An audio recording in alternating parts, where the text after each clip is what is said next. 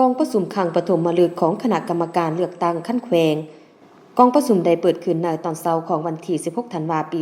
2025 ที่ห้องประชุมสภาประชาชนแขวงพงศาลีโดยการเป็นประธานของทานพลตรีสมพรมิตรพรเลขาคณะบริหารงานพรรคแขวงพงศาลีประธานคณะกรรมการเลือกตั้งขั้นแขวง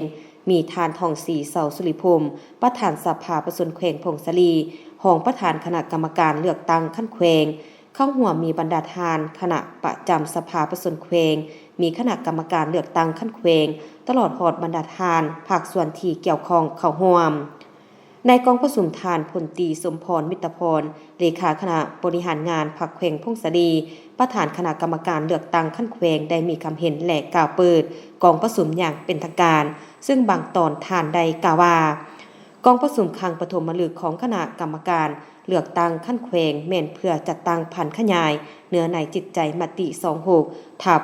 กมสพของกรมการเมืองศูนย์กลางภาคว่าโดยการเพิ่มทวีการนำพาสีนำต่อการเลือกตั้งสมาชิกสภาแห่งชาติสุดที่10และสมาชิกสภาประชาชนแขวงสุดที่5และมติของคณะกรรมการเลือกตั้งขั้นแขวงพร้อมทั้งเป็นการค้นคว้าปรึกษาหารือสร้างความเป็นเอกภาพในการกะเกียมและหับไซให้แก่การจัดตั้งปฏิบัติเวียกงานการเลือกตั้งสมาชิกสภาแห่งชาติสุดที่10และสมาชิกสภาประชาชนแขวงสุดที่5ของบรรดาคณะกรรมการเลือกตั้งขั้นแขวงและบรรดาอนุกรรมการเลือกตั้งขั้นแขวงพร้อมนิทานทองศรีเสาสุริพรมประธานสภาประชาชนแขวงรองประธานคณะกรรมการเลือกตั้งขั้นแขวงได้ผ่านมติฉบับเลขที่26ทับกมสพของกรมการเมืองศูนย์กลางภาค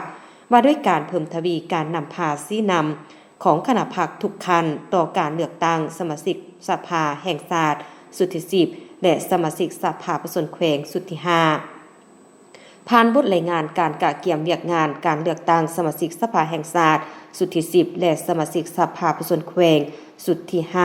5นอกจากนั้นผ่านมติฉบับเลขที่668ทับคปจคของคณะประจำสภาประชาชนแขวงว่าด้วยการแต่งตั้งคณะกรรมการเลือกตั้งขั้นแขวงในกองประชุมอย่างได้ผ่านบรรดาเอกสารสำคัญหลายฉบับคือมติว่าด้วยการแต่งตั้งและการเคลื่อนไหวของคณะกรรมการเลือกตั้งขั้นแขวงแผนการดำเนินการเลือกตั้งสมาชิกสภาแห่งชาติสุดที่10ประจำเขตเลือกตั้งที่2และสมาชิกสภาประชาชนแขวงสุดที่5ในกองประชุมบรรดาทานที่เข้าร่วมกองประชุมได้ผลัดเปลี่ยนการประกอบคำคิดคำเห็นอย่างกงไปกงมาต่อกับบรรดาเอกสารดังกล่าว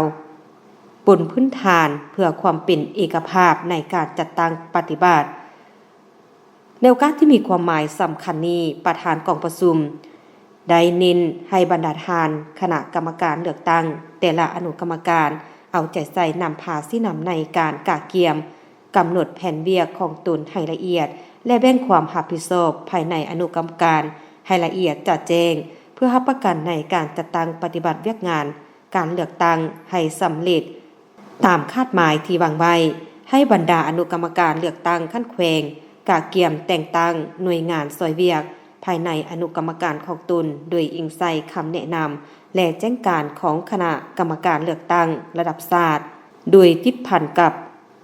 การขึ้นแผนงบประมาณเพื่อหับไซในการเคลื่อนไหวจัดตั้งปฏิบัติในเวียกงานการเลือกตั้งให้ได้หับผล